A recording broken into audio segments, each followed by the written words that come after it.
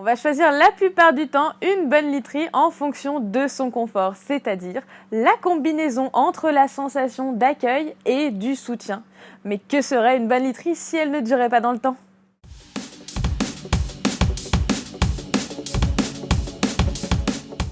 Une literie va supporter le poids de votre corps et éventuellement celui de votre conjoint chaque nuit pendant 6 à 8 heures. Elle doit absorber vos mouvements et dissiper votre transpiration. On lui en demande donc beaucoup. La durabilité, c'est la capacité de la literie à vous apporter le même confort dans le temps.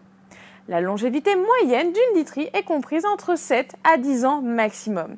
Mais toutes les technologies ne vous offriront pas le même temps d'utilisation. En effet, un nombre insuffisant de ressorts ou encore une mauvaise densité de mousse ne vous offriront qu'un soutien éphémère. Des garnissages insuffisants ou mal tenus auront tendance à se tasser beaucoup plus rapidement.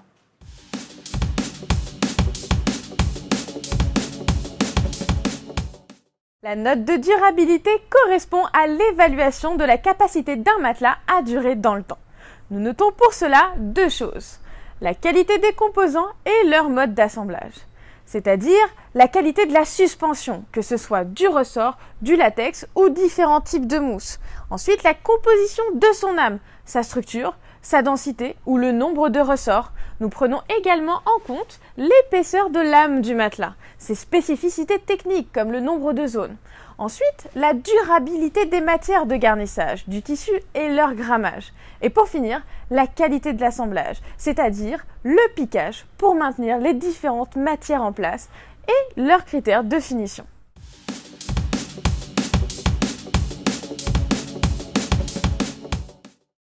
Première chose, vérifiez l'âge de votre sommier et sa compatibilité avec votre matelas.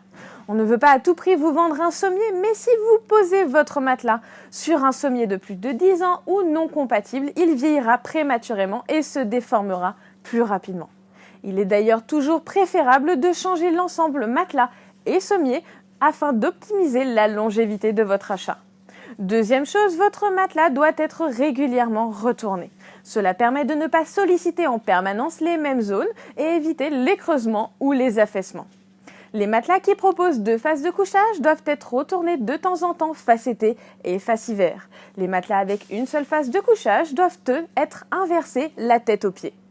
Pour rappel, l'idéal est de le retourner tous les mois tête et pieds et tous les 2 à 3 mois face été, face hiver. Il est aussi très important de bien protéger son matelas avec un bon protège-matelas afin d'absorber la transpiration et de permettre à votre garnissage de durer plus longtemps.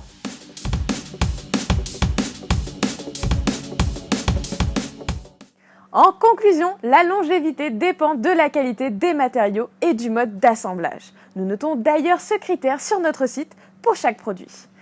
Malgré tout, une literie a quand même une durée de vie. Et oui, passé 10 ans, c'est plus un lit, c'est un délit.